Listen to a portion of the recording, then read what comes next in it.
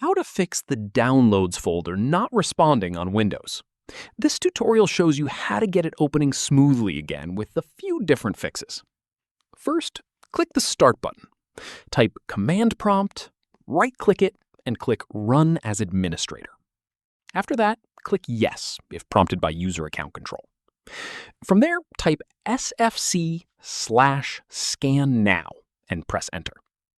At this point, wait for the scan to finish and let it repair any corrupted system files it finds. In the next step, restart your PC and try opening the Downloads folder again. Following this, if it still freezes, open File Explorer. Right-click Downloads on the left side. Once done, click Properties, then click the Location tab. From here, click Restore Default to reset the folder path in case it's pointing to a broken or missing location.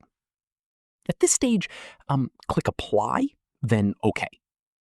Keep in mind, a Downloads folder with a huge number of files can also cause slow loading, so consider moving older files elsewhere to speed things up.